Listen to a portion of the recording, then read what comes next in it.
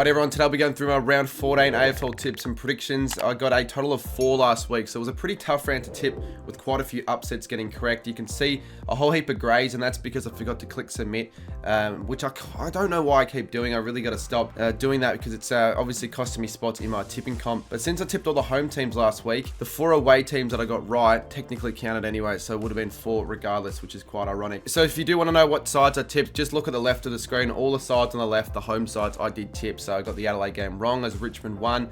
I got the Bulldogs game wrong as the Lions won. Finally got one right in the Hawks in a good game of footy.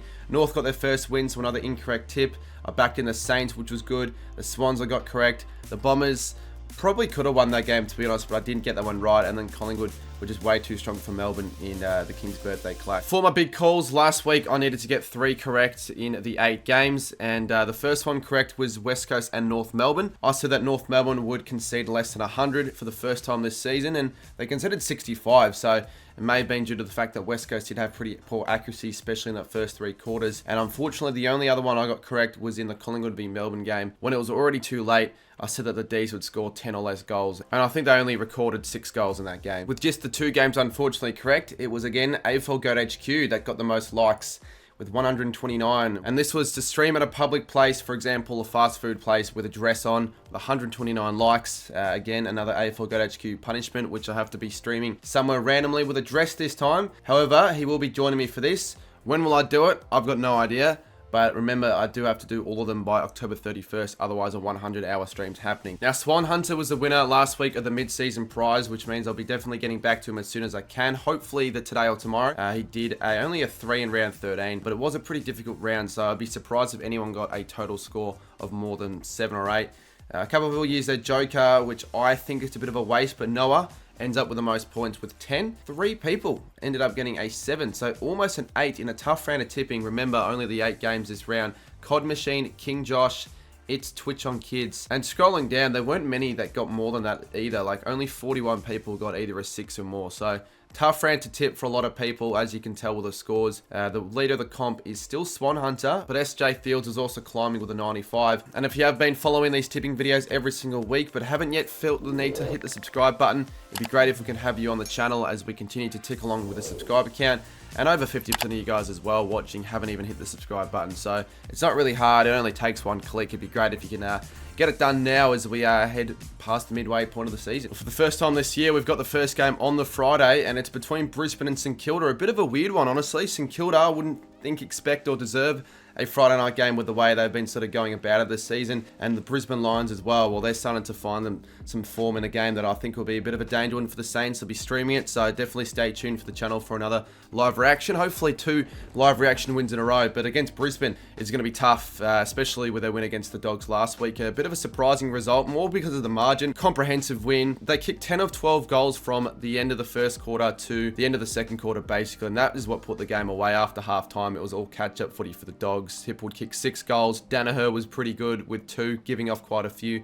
Neil was back to his best, back to why he won the Brownlow last year. With Brisbane's win, it's going to be very tough now for the Saints, despite having a couple wins in a row and a little bit of confidence to get the job done in a game like this. Probably still the hardest side in the competition just about to watch in terms of just the way they play the footy. Really boring, and they just couldn't get anything going after a strong start. We just couldn't put them away with so many injuries just not being utilised properly enough. Disconnection still between forwards and mids. Such a frustrating side to watch. Really only the Saints are the sort of side to win a game only scoring 51. So it'd be great if we could kick a winning score, because 51 won't be a winning score most weeks, that's for sure. And I think definitely they need to find a way to score more than 80, 85 if they want any chance of beating Brisbane, who are definitely capable at their best of scoring well over 100. I kind of feel like a St Kilda upset tip would give them a bit more of a spark, because whenever I go the Saints in an upset, they seem to do half decently. But, you know, I can't be not backing in Brisbane with their capabilities at the Gabba. It's just too great for St Kilda. But I do hope it isn't a blowout, because that would be quite disappointing to start off the round. But I'm going to go the Lions in this one by 24 points for the first game. Well, on the Saturday, we have the Western Bulldogs and Freo, 1:45 PM at Marvel. Certainly comparing it to the previous game, this is more of an even matchup with 2 sides a lot closer together with the way they can play. Certainly, though, for the Dogs, they'd be very disappointed with their poor efforts against the Lions on the Friday night. Pretty much proves to the fact that they're just still an inconsistent side. I thought their consistency was sort of getting back into where they would want it to be. As mentioned before, 10 or 12 goals were scored by the Lions mostly throughout that second quarter. Found it really difficult to defend, but also score, and it'll be difficult, probably even more difficult, honestly, with Freo's strong defensive outfit that they're going to have this week. And for the Dogs, another week, I guess, where there were too many passengers out on the park, the Bont trying to carry the side every single week, but just can't do enough. I'm liking Freo on this tip because, you know, once again, they've come off the bye. They'll be refreshed after that. They had a really strong game, obviously, against the D's, a game that no one really saw coming. And with how good Freo play that game against the D's in all three areas, defense, forward, midfield, even like a small snippet of the performance, like maybe a quarter and a half of a sample, might even be enough for the Dockers to get the win this weekend with how good they were against Melbourne. I think their upside is better than the Bulldogs' upside at the moment, and I think this season they're going to just fare a little bit better. I had them third in my mid-season ladder predictions. Freo this year, I can now definitely trust them more than the Dogs. I think a bit more of a consistent side, and I'm really excited to see how the Dockers respond after such a good gaming performance against the D's. I think they should be too good for the Dogs. Despite it being away, I'm going to have to back in the Dockers, so they're going to get it done. I'm going to go by 14 points with my big call that Luke Ryan has 13 or more marks. Next up, we have Richmond taking on Hawthorn at the MCG in Dusty's 300th, and I think this could definitely be one of the games of the round. I have a strong feeling this is going to be a really good one and a cracker of a contest. I was there on Thursday night and saw Richmond beat the Crows, and it was definitely helpful the fact they had a few plays back. Bolton, Prestia, Taranto made strong additions. But they're just very good. They wanted the ball much more than the Crows. The Crows were really sloppy for lots of it. And you could make the argument that the 8-point margin the Tigers won by didn't do it justice, because I thought they were a little bit better than an 8-point side. And I thought they were always in some good form. They were always heading into a win sooner rather than later with a few plays heading back. Didn't really think it was going to be against the Crows at home. But they've done well, the Tigers. And I think their last month of footy seen some improvements. They're playing Hawthorn, who obviously aren't easy beats at the moment, but it's Dusty's 300th, and with how much of a champion player Dusty's been throughout his career, with all Richmond's faithful wanting to turn up, this is going to be a big crowd, I would believe, particularly for a Richmond home game. I think they could lift to the occasion and just be enough for Hawthorn. We'll see though, because the Hawks are in some good form at the moment. 6 of the last 8 they've won. I think 5 of the last 6 as well. They beat the Giants in pretty much another upset victory. I think most of Hawthorn's wins have all been upsets, and they found a way to hang on after being down by 20. They turned it around in the second half after only kicking 2 goals. They kicked 10 goals in the second half and just had enough class in the end against GWS. Luke Bruce kicking the winning goal in controversial fashion, it has to be said. And will Hawthorn's form cut short? Possibly, because finals is a possibility, so Hawthorn definitely have stuff to play for here. But Richmond have a bit more to play for, and I think they're going to want to do it for Dusty, with maybe even Tom Lynch back. They've got players back in some good form. I'm going to say Richmond win this game in the first upset of the round by 4 points. I mean, you can maybe call the Freo game a bit of an upset, but Richmond by 4 points, a big call. Dusty kicks 4 or more goals. The final game on the Saturday night, we've got Adelaide and Sydney. Unfortunately, this game, I'm nowhere near as excited as I really should be and would have been, particularly at the start of the season, of course, with what happened last year at the Adelaide Oval. But just the spectacle and the build-up just isn't there, and that's unfortunate because of the fact that mainly Adelaide have just been terrible.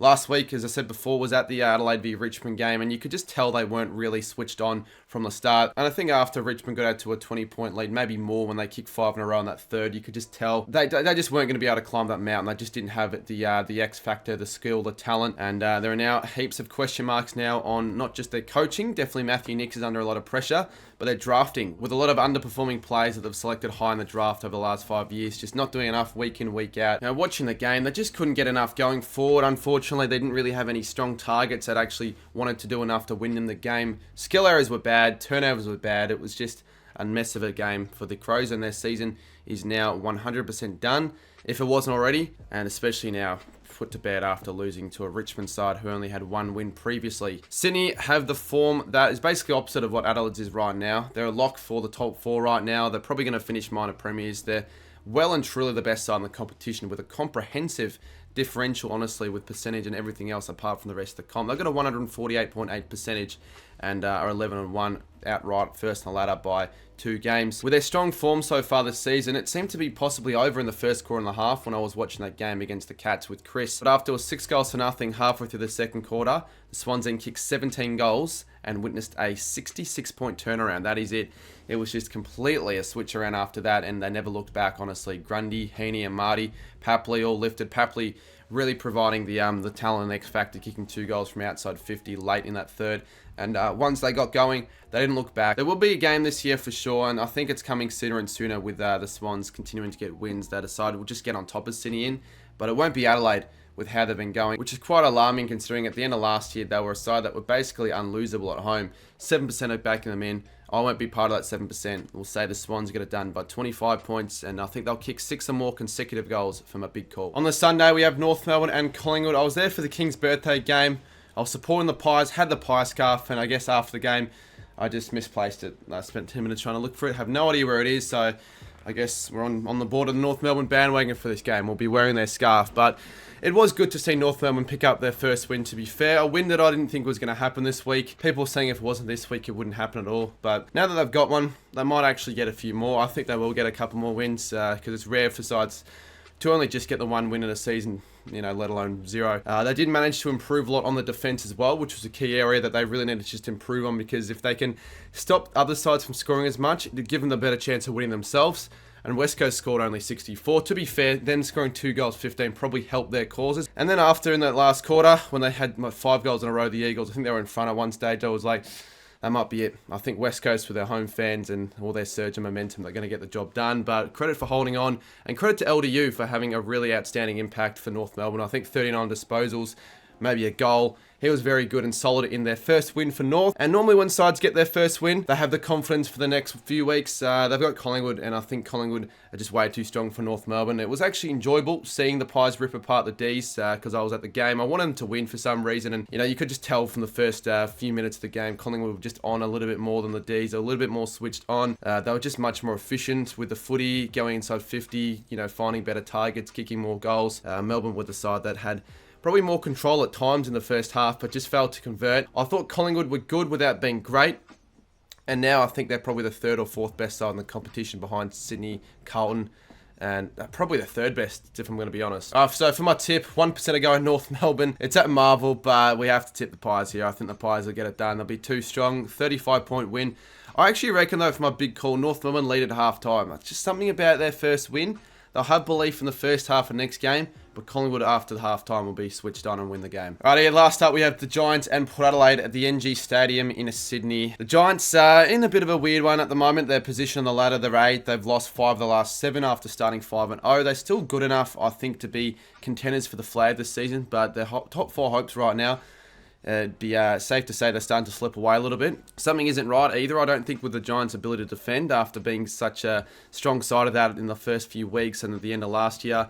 They conceded 66 points in the second half against Hawthorn, and Hawthorn were just a bit too deadly in front of the sticks and just didn't have enough stars, the Giants, to get it done late after it being a bit of a shootout in the start of the last quarter. Port Adelaide would need a big response after what happened before the bye against Carlton, and that last quarter was just a complete mess. When the game notched up and it got tough for the Power, instead of lifting up a notch themselves, they just fell back down to reality, which is what happened against Carlton in that last quarter especially. So the chance to respond, another game away against a pretty strong side, but they're catching the Giants, I think, at a good time.